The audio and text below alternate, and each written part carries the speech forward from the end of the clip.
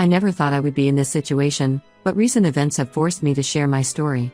I've been married to my husband Jack, 32M, for 4 years, and while our marriage started wonderfully, his family has always been a source of tension, particularly regarding his sister Amy, 35F. Some background about Amy: she's been struggling with drug addiction since she was 16. It started with marijuana and quickly escalated to harder drugs. She dropped out of high school in her senior year and has never held a steady job. Her parents, my in-laws Tom, 65M, and Sarah, 62F, have enabled her behavior for nearly 20 years now. They've paid for multiple rehab stays, countless apartments, cars, and legal fees. Every time Amy claims she's clean and ready to turn her life around, they believe her and pour more money into helping her start fresh. But it always ends the same way, with Amy relapsing and disappearing for weeks or months, only to return when she needs more money. I met Jack 5 years ago at a mutual friend's wedding. He was different from his family, responsible, hardworking, and seemingly aware of how toxic their enabling of Amy had become. During our dating period, he often expressed frustration about how his parents handled Amy's addiction. He told me stories about how they'd emptied the retirement accounts multiple times to bail Amy out of trouble, and how she'd stolen from them repeatedly, but they always forgave her because she's sick and needs help. When we got married, Jack promised me that we would maintain strong boundaries with his family, especially regarding financial matters. We agreed never to lend money to Amy or get involved in her drama. This worked well for the first 3 years of our marriage, mainly because Amy was living in another state with her boyfriend and only contacted the family when she needed money. Everything changed 6 months ago when my beloved Aunt Helen passed away unexpectedly from a heart attack. Helen had practically raised me after my mom, her sister, died from cancer when I was 12. She never married or had children of her own, instead devoting her life to her career as a pediatrician and to being there for me. Growing up, I spent every weekend at her house. She helped me with homework, attended all my school events, and was basically my second mother. When I got married, she was the one who walked me down the aisle since my father wasn't in the picture. Helen's death devastated me, but what I didn't expect was her leaving me her entire estate worth approximately $900,000, including her beautiful Victorian house that she'd lovingly restored over the years. I knew she was well off, but the inheritance came as a complete surprise. In her will, she wrote that she wanted me to have financial security and hopes that I would continue maintaining the house she loved so much.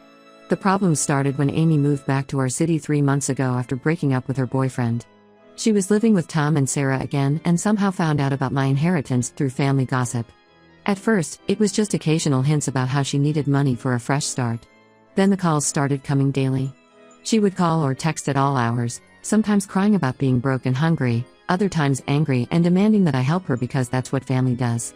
I blocked her number after she started sending threatening messages about how I was hoarding money while she suffered. That's when she started showing up at our house unannounced. The first few times, Jack turned her away, but I could see he was wavering. His parents were constantly calling him, telling him how cruel it was that we had so much money but wouldn't help his sister. The situation reached a breaking point last month when Amy showed up at our door at 2 a.m., clearly high on something. She was screaming about how I was a selfish bitch for not sharing my aunt's money with family who needed it. When I refused to open the door, she tried to break in through a window. I had to call the police to remove her. Instead of being concerned about their daughter's behavior, Tom and Sarah were furious with me for involving law enforcement. They showed up at our house the next day, yelling about how I could have ruined Amy's life by getting her arrested. What really hurts is Jack's reaction to all this. He started suggesting that maybe we should give Amy some money to keep the peace in the family. When I reminded him of our agreement about boundaries, he said this was different because it wasn't our hard-earned money but an inheritance that fell into my lap. His parents call him daily to guilt-trip him about how I'm destroying the family with my selfishness, and I can see their manipulation is working. I've tried explaining to them that giving Amy money would only enable her addiction, but they won't listen. Sarah actually told me that if Amy dies from an overdose, it will be my fault for not helping her when I had the means to do so. They seem to think that because I didn't earn this inheritance, I have no right to decide how it's used. The money and house from Helen means so much more to me than just financial security. They're my last connection to the woman who stepped in as my mother when I lost my own. The house is filled with memories of my childhood and teen years. The thought of selling it or using that money to enable Amy's addiction feels like a betrayal of Helen's memory. But the constant pressure from my in-laws is taking a toll on my marriage. Jack has started sleeping in the guest room because of our arguments about this. His family's manipulation is working. He's beginning to see me as the villain in this situation. I don't want to lose my marriage, but I also won't disrespect my aunt's memory by enabling someone's addiction. I feel stuck between protecting my inheritance and saving my marriage, and I honestly don't know what to do anymore. Update 1 first, I want to thank everyone who commented on my original post. Reading your responses helped me realize I wasn't crazy for wanting to protect my inheritance. Unfortunately, things have gotten much worse since I last posted. Last week, I got a call from Mrs. Jenkins, my Aunt Helen's next-door neighbor of 20 years. She was hysterical, telling me she'd heard glass breaking and saw someone climbing through a broken window at Helen's house. I immediately called the police and rushed over there. By the time I arrived, 3 police cars were already at the scene, and my heart nearly stopped when I saw who they were putting in handcuffs, Amy. The damage she caused is devastating. She broke in through the kitchen window and systematically went through every room in the house looking for valuables. The antique secretary desk where Helen kept her medical journals was completely destroyed. Family photos dating back to the 1940s were torn from their frames and scattered across the floor, many of them damaged beyond repair. These included the only photos I had of my mother from her childhood. The worst part was Helen's bedroom. Amy had dumped all the drawers out, thrown clothes everywhere, and even ripped open the mattress looking for hidden valuables. She found Helen's jewelry box, the one containing my grandmother's wedding ring that Helen had promised to give me on my 30th birthday, and emptied it completely. When the police searched her, they only found a few pieces. She'd already sold most of it to a pawn shop for drug money. But here's where things get even more twisted. While the police were taking Amy's statement, she kept insisting she had permission to be there. That's when I found out something that made me physically sick. Jack had given her a key to the house. My husband, who had promised to support me in maintaining boundaries, went behind my back and gave my drug-addicted sister-in-law access to my property. When I confronted Jack that evening, his excuses made everything worse. He admitted that his parents had been pressuring him for weeks about Amy needing a place to stay. They convinced him that if Amy had a stable living environment, she might finally get clean. They painted this picture of Amy living in the house, getting a job locally, and rebuilding her life. Jack actually believed she would respect the property because it was family helping family. I was speechless. Not only had he betrayed my trust, but he also couldn't see how naive and manipulated he'd been. This was the same Amy who had stolen from her own parents countless times. The same Amy who had sold her mother's cancer medication for drug money 3 years ago. Yet somehow Jack thought she would respect my aunt's house? Within hours of this revelation, Tom and Sarah started calling nonstop. They were trying to convince me not to press charges against Amy. Sarah was crying about how jail would ruin Amy's life, how she's sick and needs help, not punishment. Tom offered to pay for all the damages if I would drop the charges. When I refused, he switched to threats, saying if I sent his daughter to jail, he would make sure everyone in the family knew what a vindictive person I was. Jack sat there during this entire conversation, saying nothing while his parents berated and threatened me. That was the moment I realized my marriage was probably over. The man I married, the one who had promised to stand by me and maintain boundaries with his family, had disappeared. In his place was someone who would rather betray my trust than stand up to his parents. I packed enough clothes for a few weeks and checked into a hotel. I couldn't stay in our house knowing Jack had betrayed me so completely. In the past 48 hours, my phone has been flooded with messages from Jack and his family. Jack keeps apologizing, saying he never thought Amy would steal anything, that he was just trying to help his sister. His parents have been telling everyone in the family that I'm overreacting, that good families forgive each other and work things out. But this isn't about forgiveness. This is about trust and respect. Jack knew how much that house and its contents meant to me. Those photos and heirlooms were my last physical connections to my mom and aunt. He knew Amy's history of theft and destruction, yet he still gave her access to my property without my knowledge or consent. That's not a mistake, that's a deliberate betrayal. I've contacted a lawyer to discuss my options. She confirmed that since the house was inherited by me personally and we've only been married 4 years, Jack has no claim to it. She's also helping me file a restraining order against Amy and documenting everything for potential divorce proceedings. Some family members have reached out to say I'm being too harsh, that Jack was just trying to help his sister and made a mistake. But I don't see it that way. A mistake is forgetting to lock a door. Deliberately giving someone a key to property that isn't yours, knowing the owner wouldn't approve? That's a calculated decision to violate my trust and disrespect my boundaries. Right now, I'm staying at the hotel while my lawyer handles the legal proceedings. The police are still trying to track down the jewelry Amy sold. Every time I think about walking through that house and seeing the destruction, seeing my family photos destroyed and my aunt's belongings violated, I feel physically ill. But what makes me even sicker is knowing that my husband, the person who was supposed to be my partner and protector, was the one who made it all possible.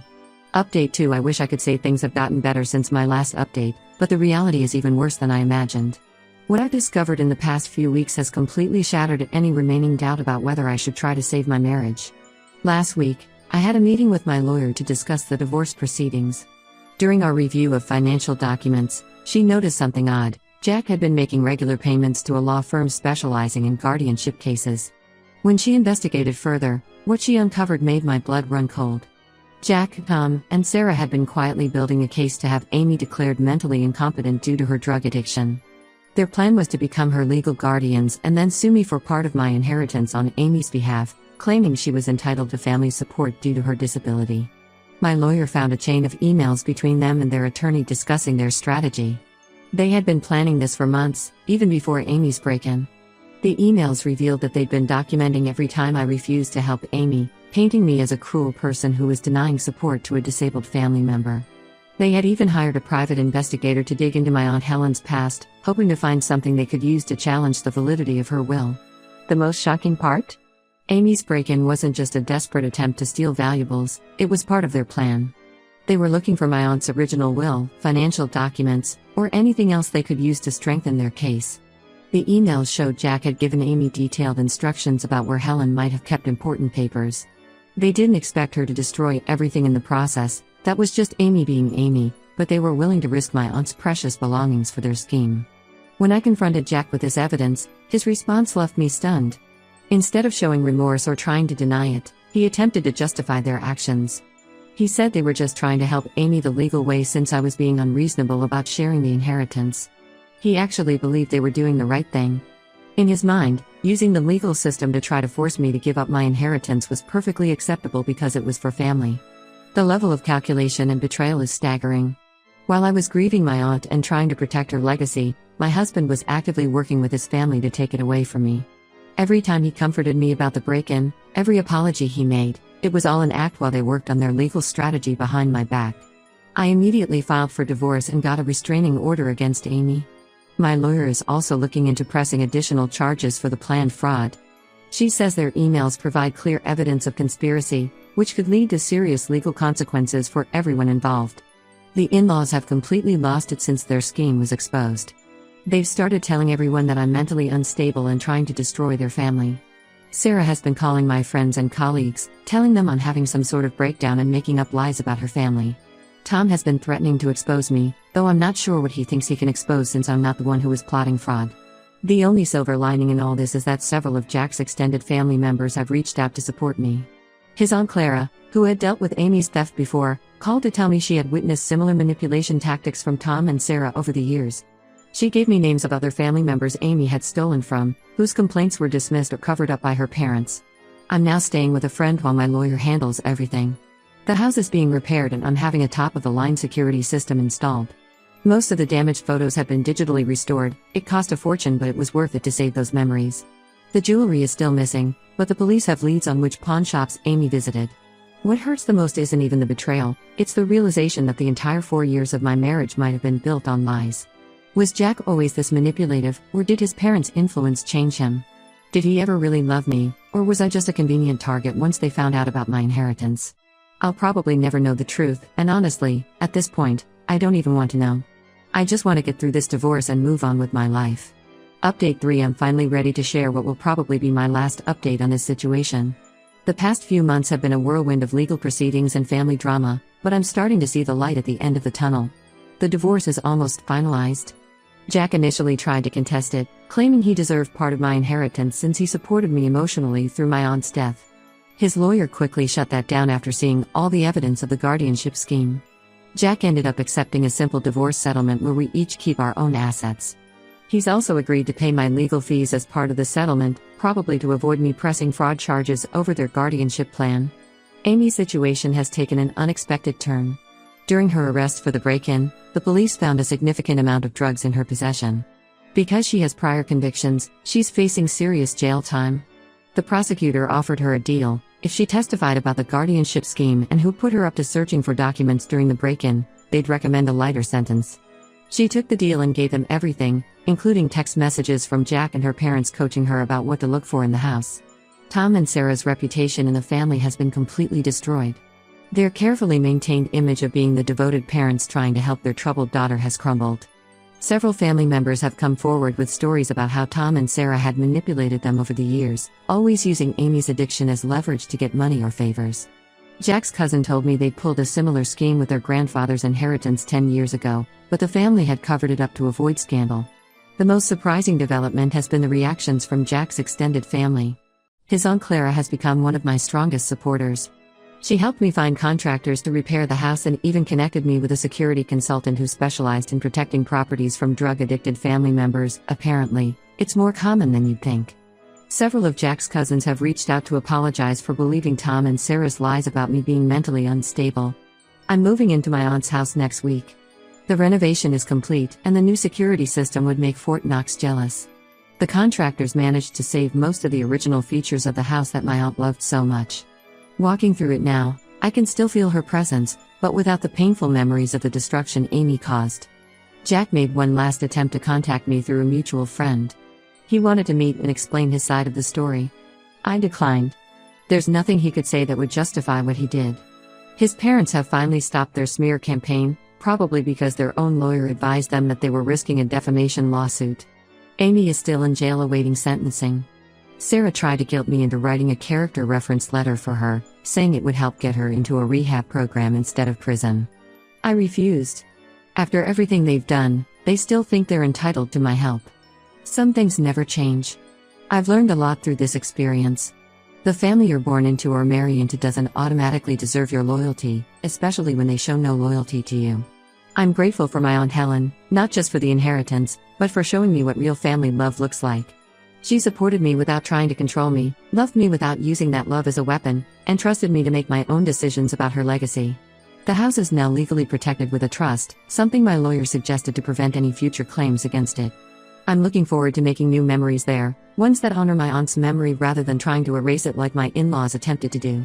Sometimes losing a toxic family is actually a gain, and that's a lesson I won't forget.